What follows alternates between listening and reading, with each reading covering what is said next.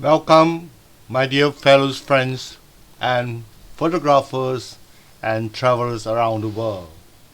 Once again, welcome back to Cuisine Travel Channel. And after a lapse of 2 months, I have been going for a long journey in Pakistan. And this my first overseas travel journey and after the COVID pandemics. Once again, welcome back to Cuisine Travel Channels. Today, this episode will be introductory episode of my travel journey to northern Pakistan. I will briefly go through the entire journey and those places of interest that I have visited, and later on in the subsequent following episodes I'll be going to into detail to share with you more in-depth info of all the places that I've traveled. As I say, to travel is to experience, and to travel is to indulge yourself in the scenic environments. And this northern Pakistan trip will be very, very exciting, and of course, it's actually a challenge to me too. So, before that, let's look at the map. This is the map of Pakistan, and Pakistan is actually at the north, so-called southern edge of the Asian continents. And now, if we will go further detail of where the place we are visiting, we are actually covering the northern region of Pakistan. And interestingly, the place that we are visit in Pakistan is also an area where in dispute between Pakistan and India, and as well as certain area also involve China. So it's considered a dispute regions. And for that reason, the travel to this part of the world is really bring you a different type of experience. And I believe that as I share with you later on, you will then understand why I meant by a different experience. Now, just going back to early map itself, you can see, look at this map. It's shown that this is the northern section of the Pakistan, and the region is actually named under Kashmir. And why before the independence of India and Pakistan, this area is ruled under the same kingdom, and it's only because of during the independence, due to religious differences, so the Pakistan is Islamic state, and then the India is non-Islamic state, and therefore they declare when independent, they make a separation in this region. Of course, at this point of time, both countries have taken control of certain section of the lands, and as well as China are also involved. And you look at this map clearly, that you can see that there are three regions, three color. The gray area are areas where in dispute are in control by the China, and while the orange regions are in control by India, and of course the red section are in control by Pakistan. And our visit is covering the area that encircle in I think in black circle, and in that region you notice that we are actually cover part of the Pakistan control regions. And you look at this topography map of Pakistan, the area that we are visiting is at the up north in the right top corner. You can see the whitish area are referred to those mountains, the snow caps all this while, which mean the altitude are 4,000 meter and above. And then you look at the brownish regions are indicating a hilly region, can be a plateau of altitude probably from 1,000 to 4,000 regions. And of course the green regions are actually the lowland area, and where the delta and the river zone. So we are covering our journey and mostly on the hilly regions until to the highest point that we have visited in the entire trip is Kunjerap Pass. It's a border to the China. So this is another topography map to give you a clear view of the altitude of the regions that we will cover, and of course we are basically cover the area in the dark brown regions. A zoom in view, you notice I've highlighted 1, 2 and 3. These are the 3 main cities that we will be visiting in this trip that I have embarked in the month of October. And at the same time you can see a point A, B, C. This is referring to 3 important locations. The first A refers to Punjab, Kunjerap Pass is basically the border between the Pakistan and China. Then we have a midway stopover is called Chilas, a small town, and from B to A is another place where we call it another stopover. It's called Bisham. Now, why I put this B and C in? Because this stretch of highway, whether A to B and C, all these are actually Karakoram Highway. But for A point to B, the journey is very presentful and very nice scenery. But from B to C, I would like to call a journey of nightmare. I will share with you later on in my more detailed episode why I meant by the journey of nightmare. So just take note of all these 3 marks. A, B, C, later on as I share with you, I'll give you more info. Now, in terms of population density distribution in Pakistan, you can see from the color chart, the darkest green are referred to highly populated regions, and in the region of maybe 800 people per square kilometer. And you look at the light yellowish color are the area which is fairly populated, can have population of less than 5 people. So the region that we visiting, certain area fall under the yellow zone, and some are under the light zone. Of course, all the cities that we're visiting are in the dark green. Right? We mean that it's very populous city. So now this is the closer view of the show, the place that we stop over, and you can see the 3 dots at the topmost. Of course, the highest one is the Kunjerap Pass. Then the midway is the Chilas, and then the next one going down is, if I'm not mistaken, it should be the Bisham, right? And then you can see that we have the Peshawar, the one of the city, Islamabad, as well as Lahore. You can see all these 3 main cities are actually in the very populous region, which is basically the dark green colors. So I would like to name this journey as a so-called unforgettable 21-day road journey, road trips. Indeed, one of the longest trips I've embarked, and for 3 weeks plus the travel journey through and fro, all and took up 23 days and 22 nights. Of course, with one of the night on the plane. And northern regions of Pakistan, and they like to call it the Gulgit-Baltistan regions.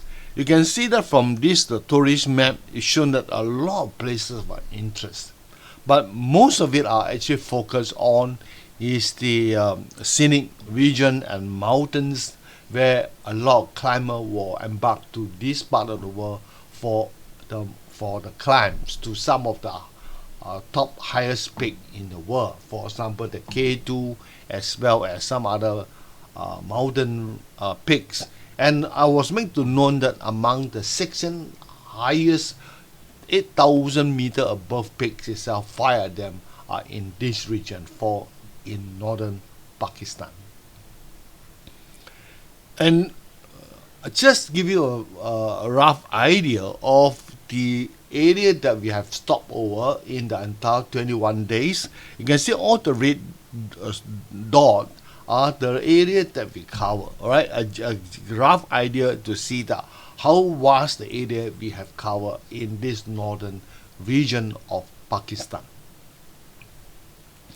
Now, to begin with our journey, of course, we flew from Kuala Lumpur, Malaysia, all the way to Islamabad. And from there in Islamabad is where we take our on road journey. And of course, the first stopover will be the Peshawar city. It's one of the very popular city. And then it's basically point 2, and then from point 2 we move on to point 3, where we visit one of the Buddhist remain historical site. And then from point 3 you move on to the junction that is where we start our journey on the Karakoram Highway, and the place is called Bisham, point number 4. So the journey 1 to 2 and 2, 3 and until 4 still quite manageable. Only thing when from point 3 to point 4 itself, we will have to go through few of the police checkpoint, and we get the police to escort us. In fact, we must be escorted by the police on our journey. Then from point 4 to point 5 and point 6, basically we are traveling on the Karakoram Highway. And point 4 to point 5, I would like to call it a journey of nightmare, as I mentioned earlier. It's for many reasons. One of the main reasons is that the road condition is not very good. And the second thing is that there's numerous police checkpoints, and that have delayed our journey. And thirdly, you may encounter closure of the roads, right? And for road repair due to fallen rocks and things like that. So therefore, a lot of unpredictable event could take place while you are there. So we did spend a long journey, travel from point 4 to point 5. Then from point 5 to point 6 is a much more conducive travel journey. The road conditions are much better. And from point 6, Gulgit is one of the capital city, is the capital city of the Gulgit-Baltistan province, and where there's the airport is located. All right, and from there, then we are moving eastward. We are moving to point 7 and point 8, and point 7 and point 8 basically is Khartoum town as well as Shingar town. These two places are more smaller town and more remote, but have a fantastic scenery. And then from there, when we are at the point 8 Shiga, where we then move back to Kaplu. Kaplu is another town where we have an ancient palace, a beautiful palace, and then from there we move back all the way to Nil. Nil is just a stopover for us to view the beautiful mountain peaks, a viewpoint, and then finally we landed Karim Abad. Now Karim Abad is the place where we put the longest stay. We have there for 4 days, because in the surrounding of Karim Abad itself, there's a lot of beautiful mountain peaks surrounding this beautiful little town, as well as there's a few ancient historical buildings, or you call them fort, which is we visit during our journey. I will share with you some of the image briefly in this introductory episodes to you later on. Then after visiting the east side of these northern regions of Gulgit-Baltistan. Then we move on to continue with our journey on the Karakoram Highway. Then we move on to Gulmit, then we pass through, and then finally we landed at the northernmost of our journey. That is Kunjarab Pass, the border gate between China and Pakistan. And in this journey, we tend to see the change of the vegetation from the autumns to a winter scenery. I'll share with you again the images later on. Then after visiting the highest point of our journey, that's a Kunjarab Pass, we then move back down south and back to Gilgit, and from there we move westwards. This again a journey that moving us to the westernmost of the Gulgit-Baltistan region, and we will then cover the Gupis, a little town. Then we move further to a Ponder, and in the between Gilgit and Ponder itself, they call it the Ponder Valley. It's another very beautiful valley, scenic valley, particularly during the autumn season. And then finally, then we back to Gupis before we take our journey back to Islamabad. So finally, we are on the returning journey after covering the northern regions of Pakistan. We back to Gilgit, and we have actually booked a domestic flight to fly back to Islamabad. Unfortunately, the weather is bad on the day of our scheduled flight day, and the flight was just cancelled. And we end up with, we have from a 65-minute flight journey, we end up we have on routes all the way from Gilgit down to Islamabad.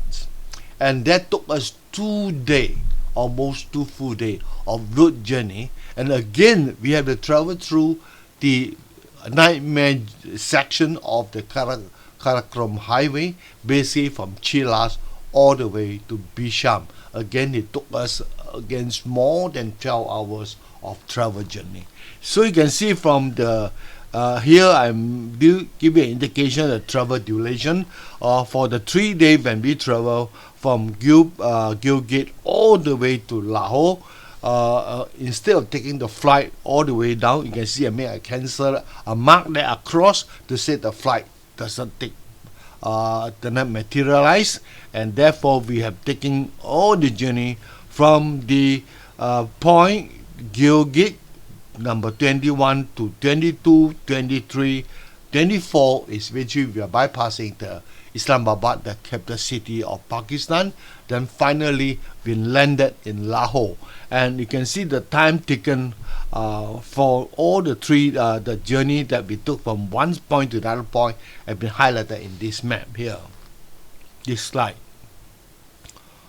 So let's do a rough idea of the place that we are going to visit. And of course that when you landed in Islamabad, I certainly believe that you are not just stop over there and as a transit city. We also capitalizing on the opportunity to visit Islamabad. And of course the first place that we visit in Islamabad is this Faisal Mosque, right? And this is one of the modern mosques in Islamabad, and is considered the 6th largest mosque in the southeast in the world, and also the largest in Southeast Asia. And of course we are there, and there's a restriction on photography for certain reason, because during our visit why we are to Lahore is that there's demonstrations, political demonstration. So all the police field force, they are given shelter in this mosque, quite a number of them as a temporary place of shelter, just in case if any more further demonstrations, then they can mobilize immediately. And then we go to another interesting viewpoint, and this viewpoint is called the Daman Echo.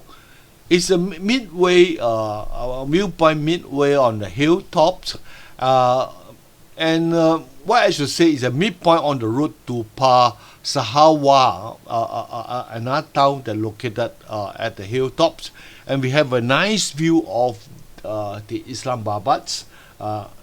We went there during the evening, and therefore we managed to capture some nice evening scene.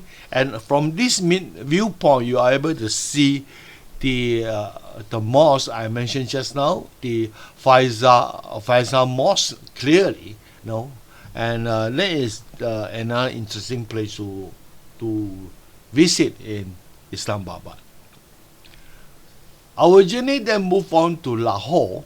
Now, Lahore is a very important city, and I would like to say that it's one of the richest city of Pakistan. And it's also Lahore is the capital of the Pakistani province of Punjab. Of course, we also have Punjab province in India, and also coincidentally, the Punjab province in India is also the richest state in India. And Lahore city is the second most populous city in Pakistan, and the most populous city in Pakistan is Karachi. So we are visiting the second largest city after Karachi. So let's see what we expect to see in Lahore. And just to give you some background of India and Pakistan, and this region and the region that circle in yellow color, on a yellow color circle. Now this region is, I think you may have heard about this called Mughal Empire. Now this Mughal Empire have ruled Pakistan and India, right, for many decades. And the central administrations seem to be focused in the area in the circle in this map, and therefore you can find that in the Indian side, the province Punjab as well of Rajasthan, you can find a lot of fort, a lot of fortress, a lot of palaces, right? And likewise in the Lahore, which is a border to the India section, they also have a beautiful fort, and also temple and mosque and so on. So you can see that the architecture style in these two regions are very much similar, because they are ruled under the same empire before both India and Pakistan achieved their independence. So this is just a map to recap you on where the area that we are covering. And of course we will not miss this important fort called Lahore Fort. Now Lahore Fort is one of the it's very important, one of the citadel in the city of Lahore, and we have covered an area of 20 hectares. And the fort is one of the oldest and the most remarkable fort in the subcontinent of Southern Asia. So a visit to this fort is definitely a must, right? And of course, this mosque is also been recognized under the UNESCO World Cultural Heritage Site in 1981. Then we cover another very old mosque in the city center, old city center of Lahore, and the name of this mosque, Wazir Khan Mosque. And to my surprise, this old mosque is also being regarded one of the most beautiful mosques in Pakistan, and a visit is a must. So I will share with you more images of all these mosques, all these places in my subsequent episode, because for the entire journey I have a capture of not less than 8,000 images, and of course half of them are duplicates which were even deleted, but even that I have 4,000 images to be picked from to share with you in my following on episodes. Please stay tuned on that.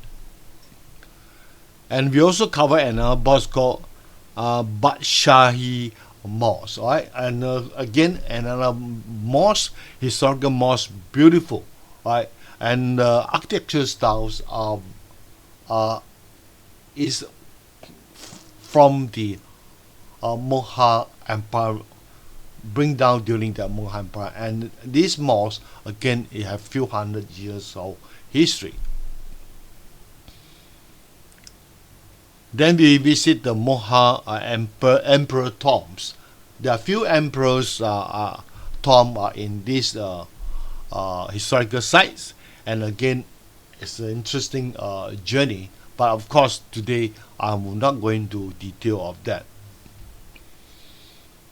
And on Lahore we also visit one of the beautiful gardens and called the Sharma Garden, and again all these garden of historical value, highly historical value, and they have a lot of pool and fountains, and you can find thousands over fountains in this garden, Sharma Gardens.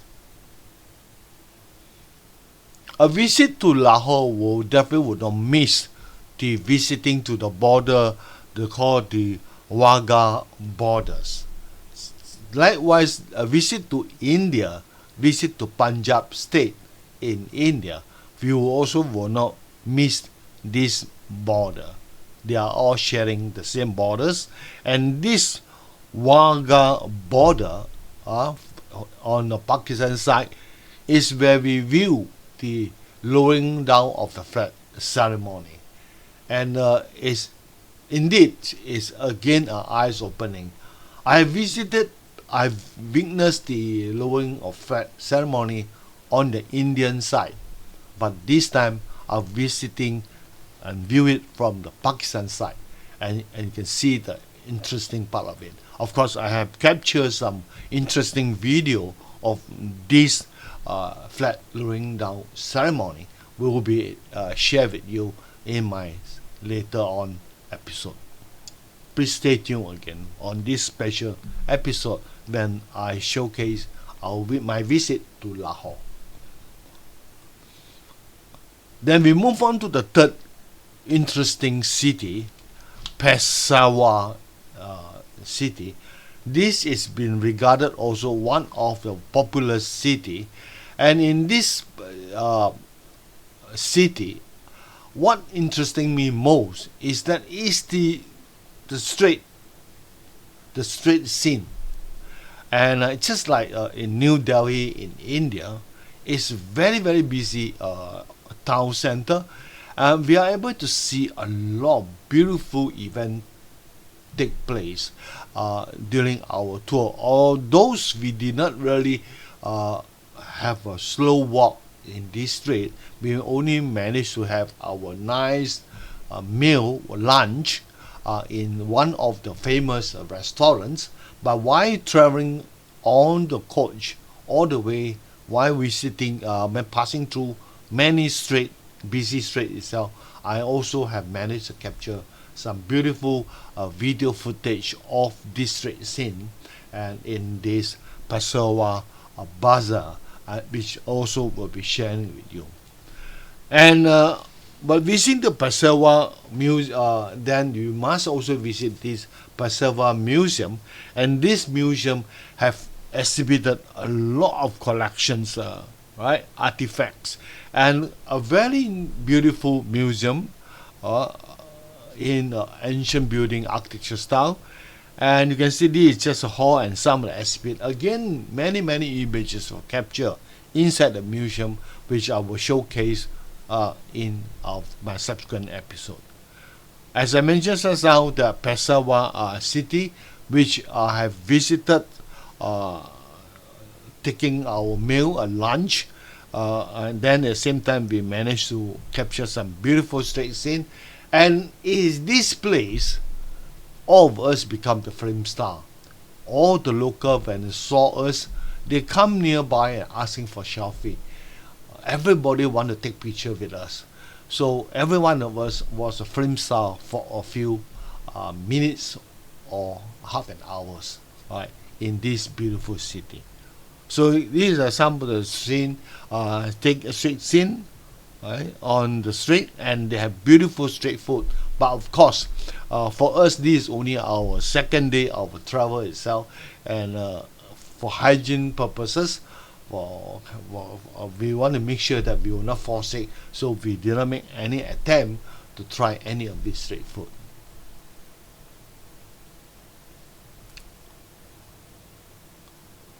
And we also visit, as we move up further, we will visit this Buddhism. We want to find out some, about history and culture of India, Pakistan, sorry. Then we will come to this place, and we will at the more toward the Swat Valley regions, and we can find that there's a lot of carving on the rock face of a cliff, and also you can also visit the ancient ruin. And one of the ancient ruin that we visited is Ta'ai, and again you can notice that this Ta'ai is quite an old remain of this in Buddhist remain in Pakistan. And interestingly, it's exceptionally well preserved, and also one of the UNESCO World Heritage Site, and was named in the year 1980. And the ruins are located about 15 kilometers from Madan, in a city. And what should I say, that it's actually sit atop a small hill about 150 meters above, right, and oversee the village. And beautiful. We have a translator, we have a guide to guide us through, and they have told us many historical background of this fort. These ancient ruins of this Buddha range. Anyway, I will share with you more on this later on. So this is rock carving. You can see from this image, you can even see the Buddha face somewhere at the right hand side, and the middle right hand side. Alright, I hope you can see that. And we also, along the way, particularly when you travel in Karakoram Highway, you found out on one side of the routes, we also found some carving, alright, inscriptions on the rock face, as can be seen in this image. Then we also visit some of the ancient forts and palace and village in the Gulgit-Baltistan regions. And of course, not to miss is this Kaplu's Palace Complex. And this Kaplu Palace Complex have been converted into a resort and outcome museum. And it's a lot of images we have taken in this palace complex, which I will share with you in my follow-up episodes. And we also visit this Altic Fort. Now, all these palace complex, Altic forts, all these things are all of hundreds of years of history. And just to have an idea roughly of this Altic Fort. Now, the Altic Fort, they have one tower. Can you see the tower? And this tower seemed to be one of the oldest tower, and is of 1,100 years old. Right, and internally is also very beautifully preserved, and it's again worth visiting. Then the next one is actually the Baltic Fort, and this is considered one of the largest fort that we have visited. And over this fort, you should able to also have an experience of the lifestyle of the ancient king or emperors that who stay in this fort. It's against of many hundred or thousand year of history, and all these forts are actually all been named under a UNESCO World Cultural Heritage Site. Interestingly, this fort was actually abandoned by the owner in the year 1945, but and move on to the new palace on the down the hill, and because without maintenance, this fort was seemed to be at the edge of deteriorations and may fall into ruins. Therefore, the Royal Geographical Society of London, right, initiate a restoration program, and then maintain this fort, and then turn into a museum, and also run by the Baltic Heritage Trust. And today you can visit these beautiful fort museums and to see the condition of this fort are still very, very well preserved. Then we also visit a very old village, and this village they claim they already have 100 years old. They call it the Ganesh village, and here is where the settler, during the ancient time, 1,000 years ago, where it actually is a place where the stopover point for those trader. It's just like caravanserai. You will go to Turkey, you go to Iran along the old Silk Road. You find it the law. Caravanserai is where the trader take the shelter while on the long journey.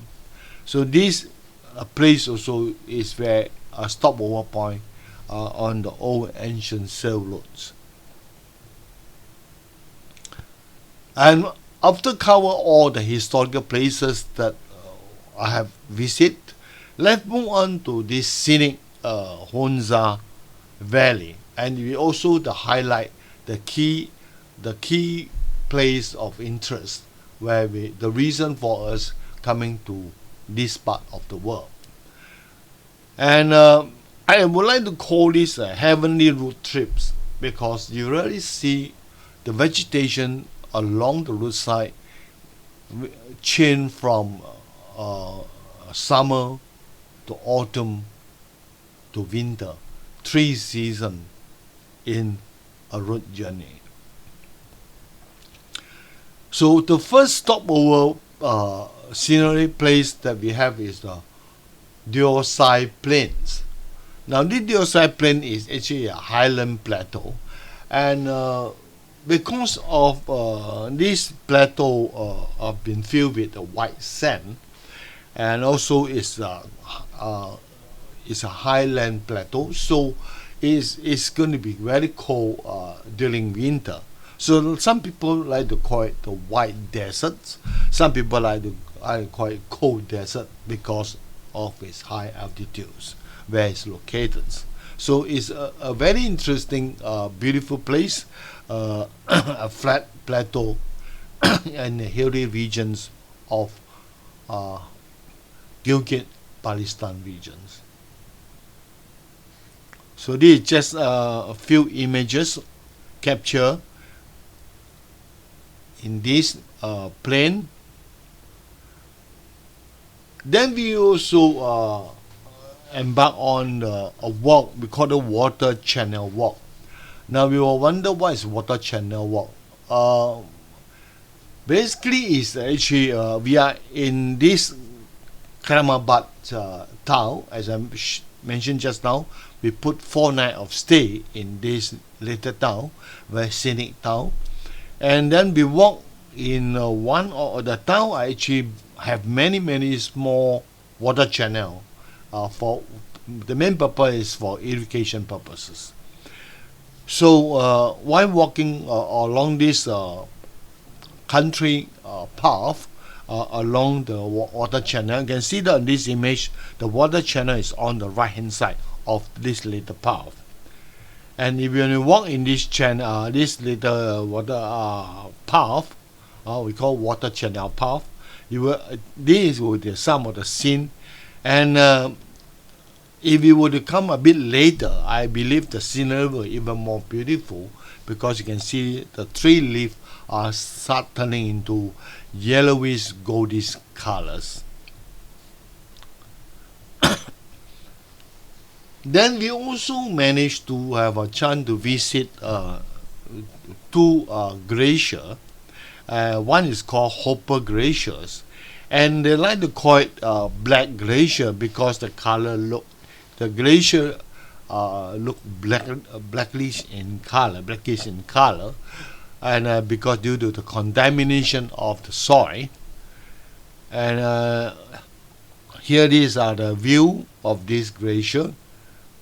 And to visit this glacier, you don't need much trekking, because the bus can bring you quite close to the viewpoint. Only some short climbs, about 5 minutes of short climb, you should be able to reach the first viewpoint.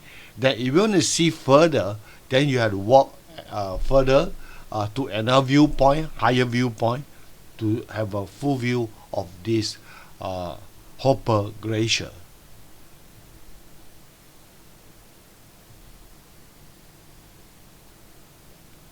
So this is another higher point of the viewpoint where I took an image. And for those adventurous travelers, they can also trek down from the viewpoint all the way down right to the glacier levels. But the path is what should I say? It's very unmanned, very raw and very just a full small little path with quite steep slopey nature and sandy, and it's quite challenging to walk down and walk up, particularly when walking up. Descending, is easy but risky too, but ascending is definitely a challenge because of the steep slope and also the sandy condition of the path. And for people who visit Gulgit-Baltistan, and you always heard about this world most dangerous suspension bridge, the Hunza suspension bridge. Is considered one of the longest suspension bridge in Pakistan. Alright, primitive suspension bridge, and probably in the world as well. And the reason why it been considered as very dangerous, because the walking plan of the suspension bridge was quite far apart and irregular, right? And some condition of the wooden plank is also deteriorating. And you may ask why they need to put the plank so far apart, because in this valley, sometimes you experience strong winds. So if you fully lay the suspension bridge cover fully with plank, that the strong wind will cause the uplift of this and also the heavy swinging of this suspension bridge. So to reduce the impact of the strong wind, that's why they leave this plank far apart, so that it will not affected by a strong winds. But anyway, although it's named the most dangerous suspension bridge in the world, quite a number of tourists has succeeded across this suspension bridge. And for me, I was busy capturing the era of photography video of these regions, which I will share with you later on in my subsequent episode when I cover Hussaini suspension bridge. You will then see the video that I will capture in this part of the world. The next glacier was the Pasu Glacier, and this Pasu Glacier, they call it the White Glacier because it's white and clean. So we managed to capture this Pasu Glacier from few angles. One is from the Karakoram Highway, which you can see from this image. The other one is we have the track. We have the track for, I believe it's about 2 hours of trekking, but for the local probably they take less than that, but for us we took longer than that. Of course the trekking is not easy, and you can see this some of the trekking path that we had to walk. You can see the glacier is on side by side or on our right, and it's quite a steep down. We were actually walking on the slip on the cliff of this mountain range. Here you can see that my teammates is well ahead of me, and I was just following behind. But of course, the trekking in this part or those pose some challenge. But I should say the scenery is very beautiful and worth the trek. So you'll be there, even though you need to, you please try, but make sure you have a proper trekking shoe put on your foot.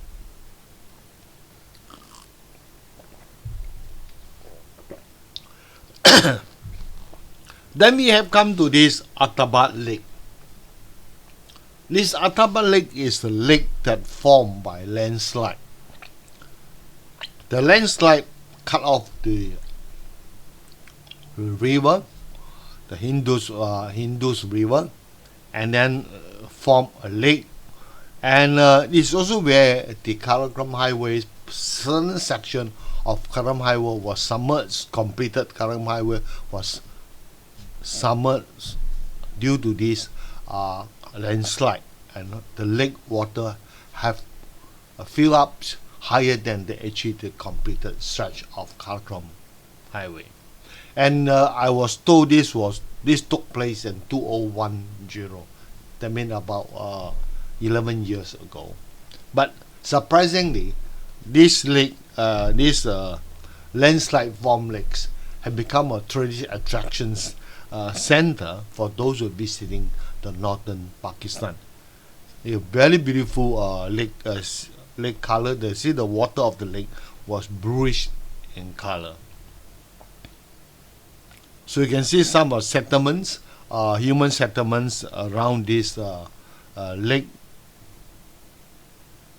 You see many boats to cater for the tourists. So we took a boat ride on this Atabat lakes. In this image, you can see the Karakoram Highway. See the bridge they built above, and there are two tunnels.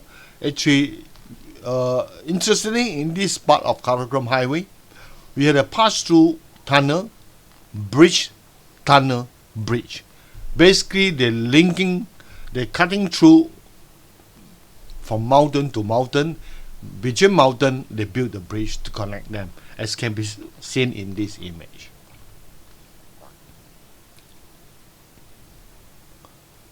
Then, of course, finally, we reaches the highest point of our journey, Kunjarab Pass.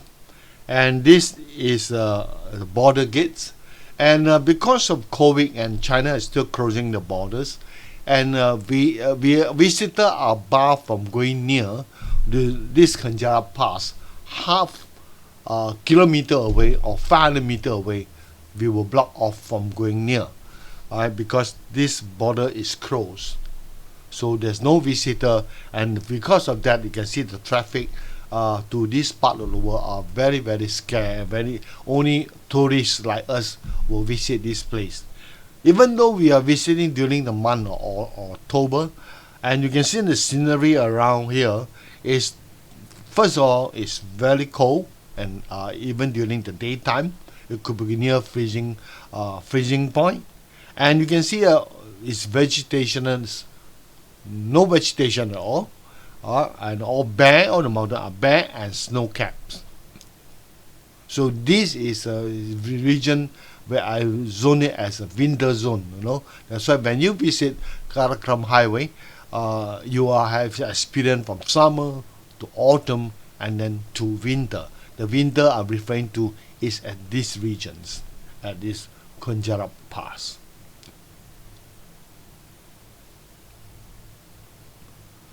I mentioned here that just need to mention that the Kunjarab Pass have an altitude of about 4,600 over meter. I can't remember exactly the height, but it's less than 4,700 meters, slightly less than 4,700 meters. So some of you may be afraid of highland altitudes or highland sickness, but I believe it will not be the case. If you have been traveling along the Karakoram Highway on roads and you've been staying in the lower town like Gilmet or Gulgit and all those towns which are around 2,000 over meter above sea level, you could have been acclimatized. So, and again, when you are here, your visit hour duration is only probably half an hour. While journey going there, maybe an hour to two back to. So, I believe that this short stay over in this 4,700 meter altitude will not have any issue to most of our travelers. So, yeah, very, very safe. You do not need to worry too much about the highland sickness, how high altitude sickness. Then we will come along the Karakoram Highway. We are walking side by side on parallel on the hill slope. We found an ancient sail road, the true sail roads, right? Not the sail road that we come across. If you follow my episode, you will heard about the sail road in China, from Xi'an to all the way to Urumqi.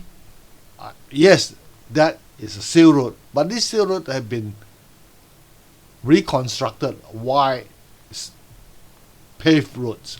But this sail road are very original tar roads, right, or laterite roads. And you can see that on the map here, Karakoram Highway is on your left, and the sail road is right on the cliff of this foothill, and you can see the arrow I highlight to you, right?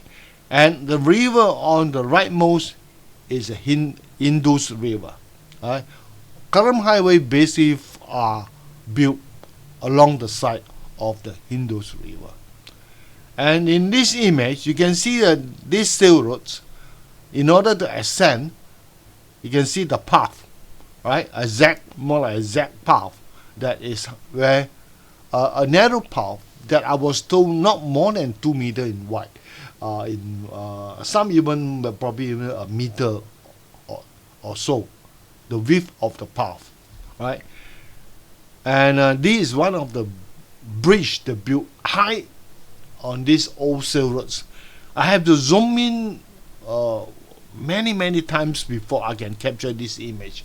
In the naked eye, it can be very, very tiny. All right, so you can see the condition of this suspension bridge also is not very, very good. But we managed to spot one person walking on these old sail roads in video. Again, I hope that I'm able to show you the video in my later on episode. Visiting of northern Pakistan, there are two types of visitor. One is visitor like us, photographer. They like to take beautiful scenery. The other one is climber, mountain climbers. So here we are expect to see a lot of mountain peaks, more than 6,000 meters above sea level, numerous of them, and even 8,000 meters above. There are 5 of them we can find in Pakistan. And the places where you can find to able to view some of these high mountain peaks, one of them is called the Mount Rakaposi, right? And this is actually you can view along the roadside. There's one viewpoint. But there are many more beautiful mountain peaks you can view is when you stay in Karimabad, this little small town. That's where I mentioned just now. We put 4 nights there, and we stay in a hotel, one of the hilltop hotel, and we have surrounded by mountains. We are surrounded by mountains, and this is some of the view of those mountains surrounding the hotel. And again, I will share with you the video in this region later on. Then we also cover some very scenic valley, and one of them is this Seagull Valley, and for this picture is taken using a drone to give you an idea, and this was taken in the early morning.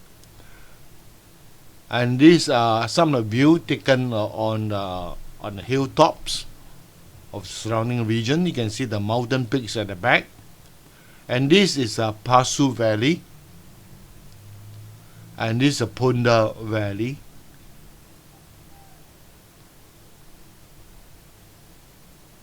And this is again another aerial view of this Punda Valley. So after cover the beautiful scenery of those valley, many scenic valleys in Hunza regions, then we should not forget about this very important highway. They consider the world 8 most fascinating engineering piece of works, the 8th wonder of the world, alright? Karakoram Highway. Now this Karakoram Highway also been named the Chinese-Pakistan Friendship Highway, and of course the construction of the highway to a great extent was helped out by in the Pakistan section was helped out by the Chinese government.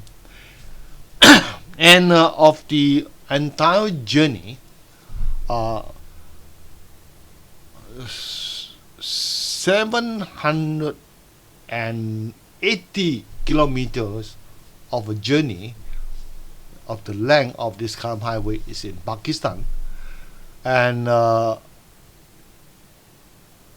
think 500 over kilometer was in China, and the bill a total of 129.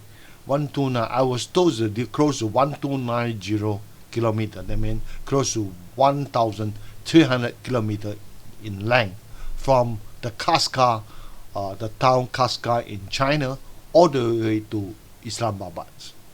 So it's a long highway and one of the highest paved highway in the world. So now you can see that this map showing that the point A, point B, and point C. Point A is Kashgar in China. It's a starting point of Karakoram Highway in China. B is a border between the Pakistan and China, the Kunjara Pass, and of course C is Islamabad.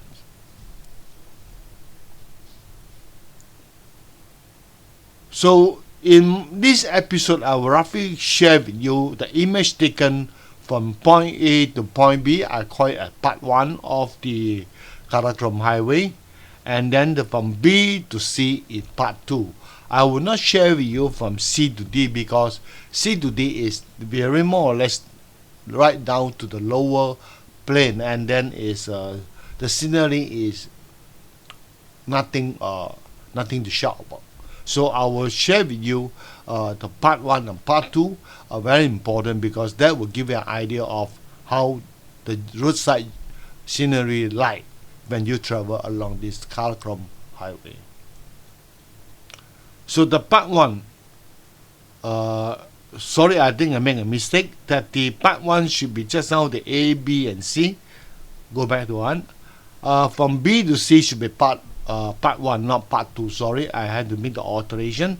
And then from A to B is part 2. Alright, my apology. So let's look at the part 1, Bisham to Chilas. Now, this journey is going to be very challenging, and you can see that the highway is literally built on the cliff of the hill or mountain range, and the river is just next to you, From the road right down the cliff, it could be few hundred meter in depth. And the condition of the roads is in certain section is very very very dangerous in a sense because we met a few spot that have a landslide, and as a result that the road was damaged and they were in the mid of rebuilding. So you can see that there's an excavator that are actually doing the rebuilding of one section of the roads. This is the view you expect to see along this Karakoram Highway from Chilas to Bisham. Highly remote regions, right?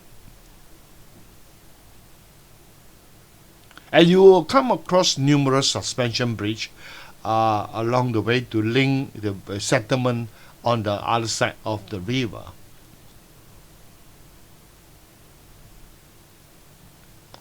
But the part 2, or from the Kunjara Pass all the way to Chilas, is again a more, I should say, a more pleasantful journey. Not only the road condition are very much better, but at the same time, the scenery is very beautiful, particularly during the autumns. So this I share with you. In this stretch, you expect to view the old sail roads, and these are some of the view along this highway.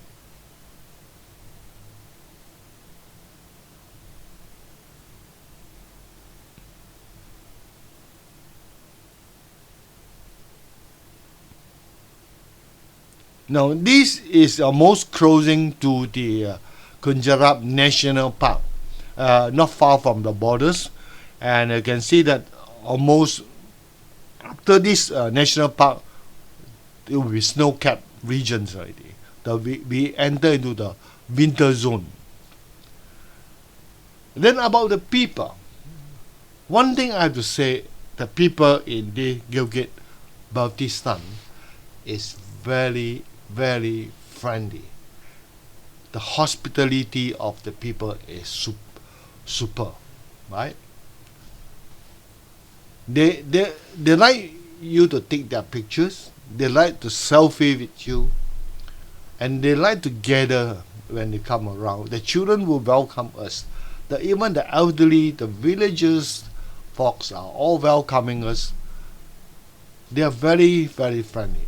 Probably because there's not many visitors.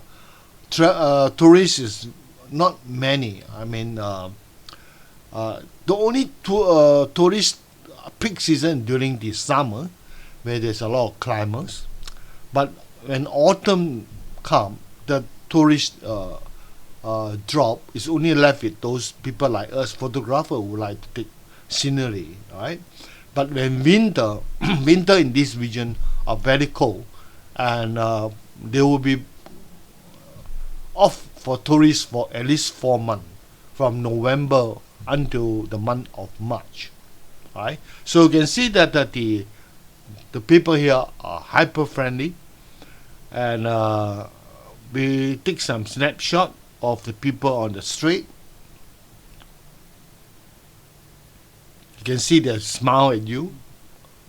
Right? Some of these are candy shot of the school childrens.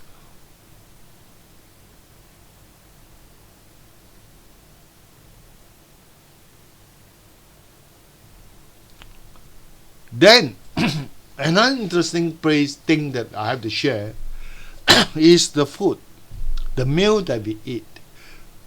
Remember, we had to be there for 21 days, and of course it did pose some worry to some of you if you're very selective in your taste, right? But I should give you a rough idea of some of the dishes that I've experienced while my visit 21 days in Pakistan.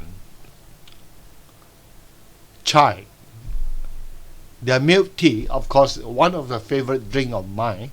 I'm not sure about you, but the morning or evening after the meal, I'll definitely ask for a cup of chai. Uh, and this their bread, right? They call it paratha, right?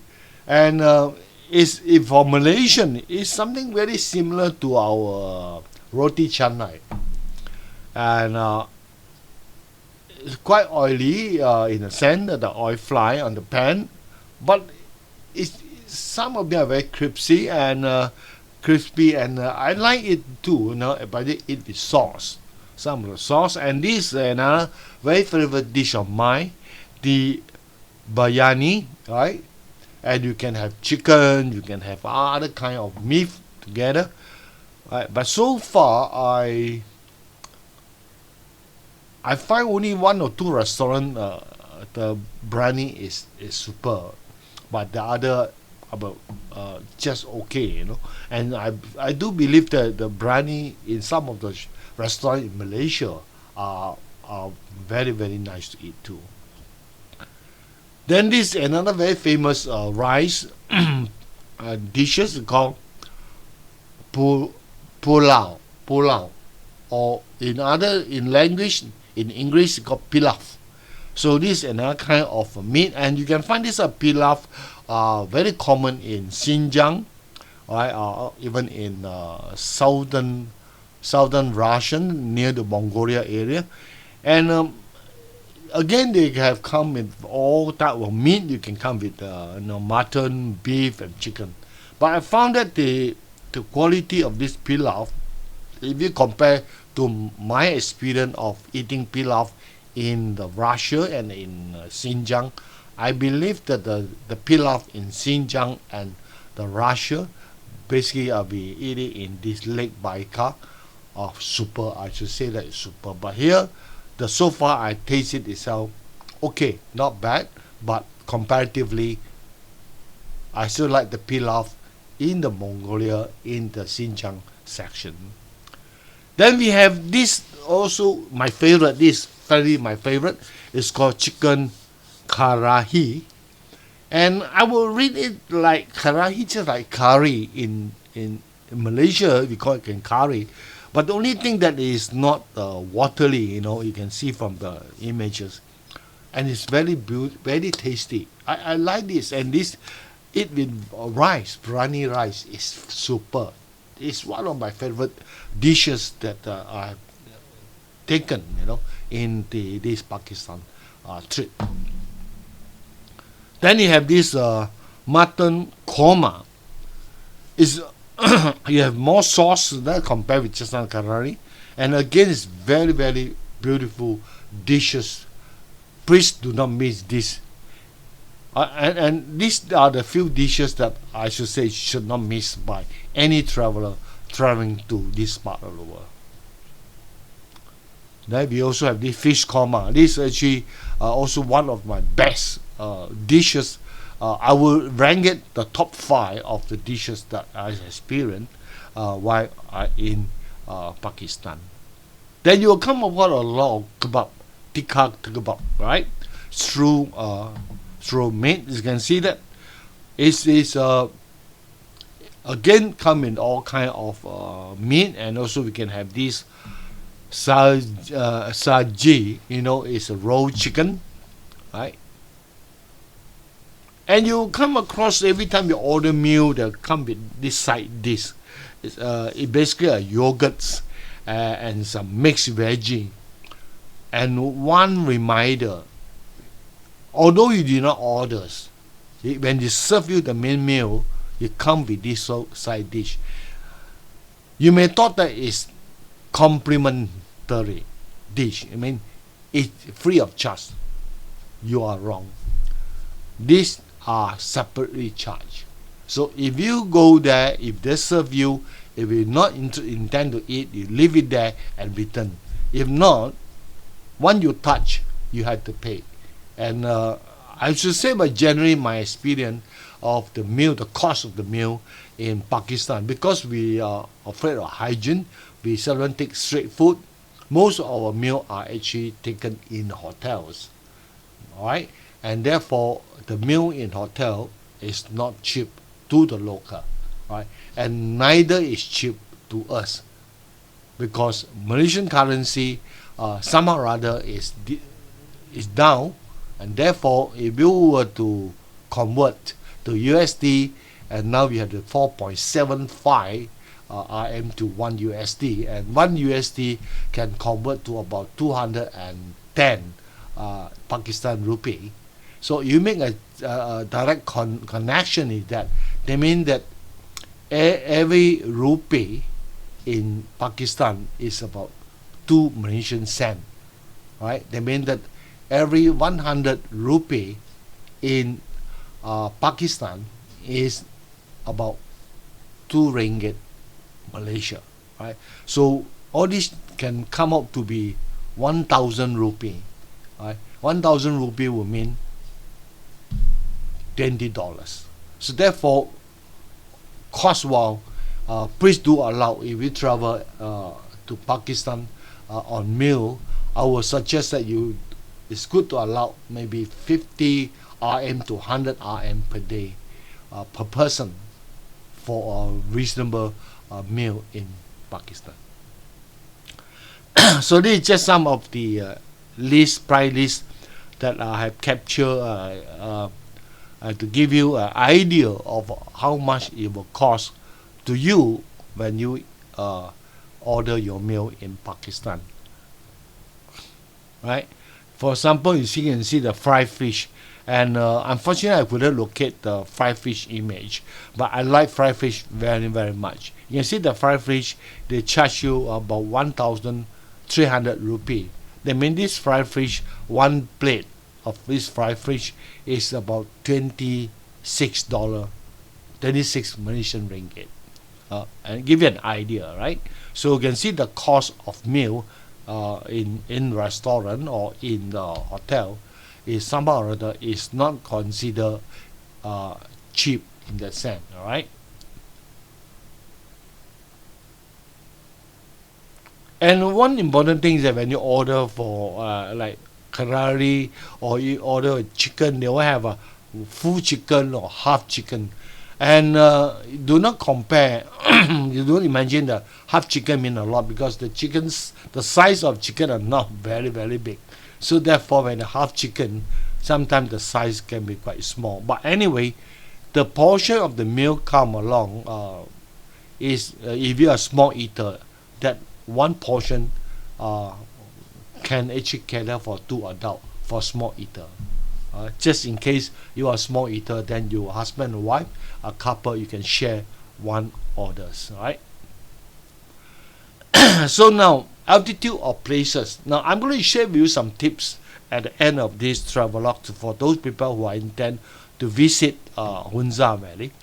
Now, a lot of people, including me, before the journey, I was worried also of high altitude. But after I do some research, after I check on that, I found that most of the places that we visit are generally, most of the place of hotel that we stay on those village town, or like Gulgit, Gilmates, Skuda, Kapur. All these places are only 2,000 over meter above sea level.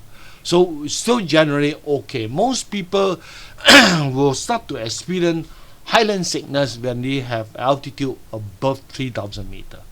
Anything that lower than 3,000 meter, rarely people will have problem with high altitude sickness. The only highest place that we are visiting is Sunjarab Pass, which I mentioned just now, that we only there for a couple of hours along the journey, a stopover. So it will not have any effect on you for most people. So our journey, none of our travel mates have any problem with this high altitude sickness.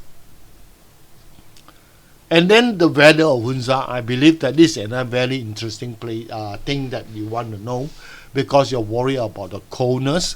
Now the temperature in May, the maximum where the start of the summer, is about 20 degrees Celsius, and a minimum of 14 degrees Celsius. So it's very comfortable. If we will do a comparison, it was just something like in our Cameron Highlands or in Genting. Maybe even our Genting could be even slightly colder than them. But then when it comes to October, there's an autumn season. You found that the maximum is 10 degrees Celsius. Then you can see that you can start feeling the cold. And of course, the minimum could be -10. So you can see the different temperature can be different of 20 degrees Celsius. This vast temperature difference is a challenge to most travelers, because when you wake up and you leave the hotel in the early morning, it's where the coldest time. For example, it could be -10. But when it reaches 3 p.m. in the afternoon, the temperature can reach 10 degrees Celsius. It's 20 degrees difference. So the clothing that you put it up in the early morning, if you put up only not in layer, you do a thick layer and then one thin layer, when you feel hot, you cannot remove your jacket. Because when you remove your jacket, you find that it's too cold for you.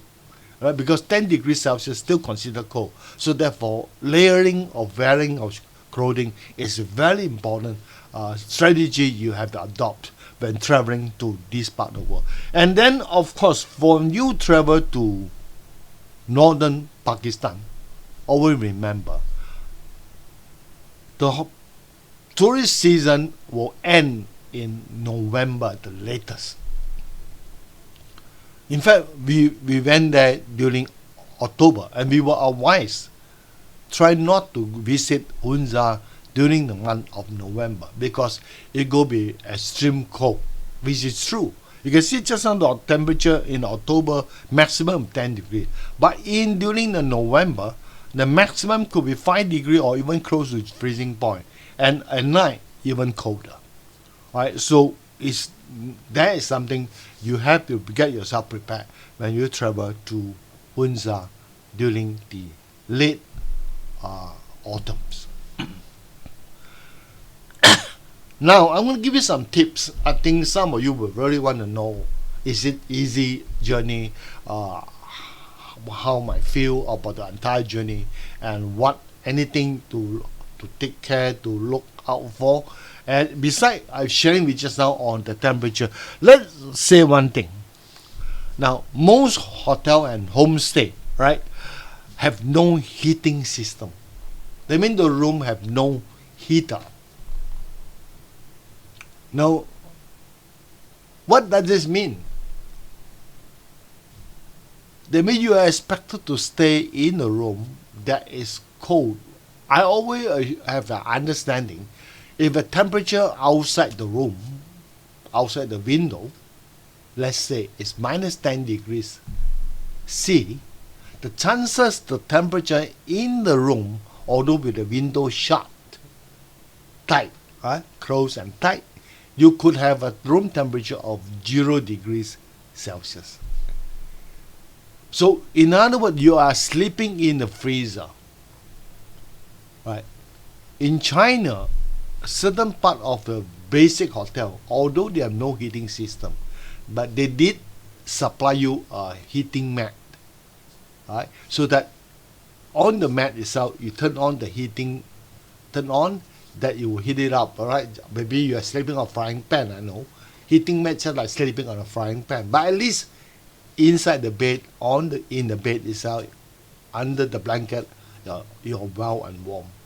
But over here, entirely depend on the blanket and the pillow and also the mattress that keep you warm. So remember, traveling in winter, be careful of the cold temperature at night when you sleep, because no heating system. Now, some hotels only have hot water at certain specific hour, not 24 hours.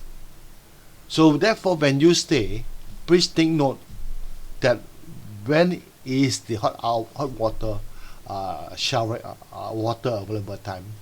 And against that, even though they have hot water, but they don't are able to heat up the water fast enough. If they have a big group of visitors and everybody turn on the hot water taps, then the chances that the first comer will have hot water, the last guy will have no hot water. So take yourself the chance to grab the hot water as early as possible when you have opportunity to take bath, alright, during the period of hot hour available.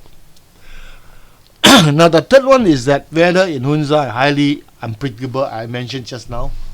A sunny day you could have a warm, but suddenly when the overcrowded sky, and then suddenly a raining time, temperature can drop for more than 10 degrees Celsius. So always carry a warm jacket with you. Always carry a raincoat or waterproof jacket with you, because when you get wet and in a cold temperature climates, you're going to be suffering. And the shoe you want have tried to be a waterproof, because you do not know when it's rain. Of course, the weather in Hunza area are fairly dry, so the chance of facing encounter rain is very rare. Of 21 days in Pakistan, we only have 2 days that is raining. So consider the rain, effect of the rain is not as severe as compared as the coldness of the weather. Now, as I mentioned, certain stretch of the highway, Chilas to Bisham, is one of the worst journey that I encountered. Not only have a lot of falling rocks and also landslide, thing like that. At the same time, they also still undergo upgrading and constructions, and particularly when there are 2 dams currently under constructions along that stretch. And these 2 dams was constructed by the contractor from China, and due to a couple of months back, alright, quite a number of months, I think about 4 or 5 months back, there's an incident where the worker was killed. Alright, so the government had to set up the security in that region in order to protect the Chinese worker. And now every 3 kilometers there's a police checkpoint. And the entire journey can have 8 to 9 checkpoints, and it just check and check and check. And it did delay the journey. And sometimes in the rock fall, they have a closed road or landslide, minor landslide, and we do not know when the road will be open. So you have to just pray hard on the day you travel exam, hope there's no road closure, because they can't tell you when the road will be open, and neither there's no way you can return back, right? Because it's either way, it could be 100 of miles away, and it will take hours of travel. And so in one of the day, we have taken nearly, if I'm not mistaken, we start at 8 a.m. in the morning. We landed in a hotel at 12 midnight. So you can see how many hours we have spent on the road while traveling. So the third thing is that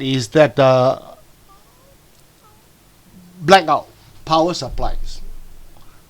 I can understand why the Pakistan government are now building 2 dams in that regions, because this hydro power dam, they generate power supply, hydropower. The power supply somehow or other is very, very poor in Hunza regions, and there's a very frequent blackout, power surge, power blackout. So end of it at night itself, you can almost in a blackout dark night, and of course most hotels were then equipped with the genset. But having said that, right, the genset capacity may not be big enough to cater for full flash usage. So be prepared of that. So it's good to also carry, although nowadays everybody say handphone have a flashlight, but I still think that you for experienced traveler, please equip yourself with a torchlight. Bring it with you, place it near you anytime, because the blackout can occur any moments. Right? And lastly, it's about cash, about conversion of money. Now in Malaysia, we could not find any money changes that allow you to change from ringgits to Pakistani rupee, and we could only bring USD all the way to Pakistan, and we then change either in a money changer in the airport or when you enter in the big city like Islamabad or Peshawar or Lahore, then you change with the money changer there. Big city established hotel, yes, they do do accept credit card, but not all hotel. Again, I say that because the smaller hotel probably will not accept credit card, right? And therefore, cash is widely acceptable, and you have to bring cash, and therefore you have to bring enough USD to change for the cash, because everywhere almost you go, you have to use cash as your transaction currency. So therefore, please stand by enough cash. Don't rely too much on credit card, because we have trained it to realize that actually credit card, nobody want it. Nobody accept credit card, right? And lastly, for visa. For Malaysian visit to Pakistan, you need to apply for visa. And the visa application is online. Although it's online, but you need a very important document. That is actually a supporting letter from the local travel agency from Pakistan inviting you to go to Pakistan, right? So therefore, do not attempt to apply Pakistan on the free and easy without engaging any travel agency, because without that supporting letter, you cannot get your visa approved. But the duration for getting the visa approved, once you have meet their requirement, have all the necessary documents, right, and you are submitted together in the e-submissions, the approval generally will not take more than 7 days. That's something very good, right? So, and another thing is that when you apply for visa, please make sure you don't apply too early, because the visa will issue to you with a validity period of 3 months from the day you apply. So if you plan to travel in 4 months time, do not apply your visa now. You apply your visa probably 2 months before your journey, or even 1.5 months before your journey, because to ensure that the visa validity period is the date of your travel is fall between the validity period of your visa, right? So please take note of that in preparing and applying for visa. So I hope that these tips will help you in your planning for interesting Hunza trips to come. And also I welcome you, I encourage you to visit Pakistan.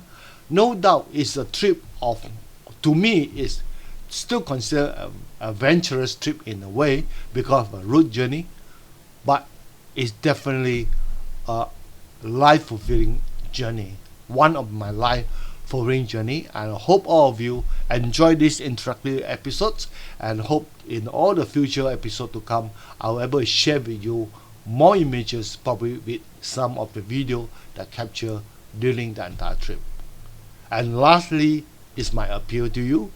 If you have not been subscribing to my travel channel, please help do so and give me a thumb up, and share with your friend and family so that they can be like you, travel virtually around the world at the comfort of their home. I shall see you again in the next episode, and I shall thank you for staying with me until this hour of the day. See you then, and bye.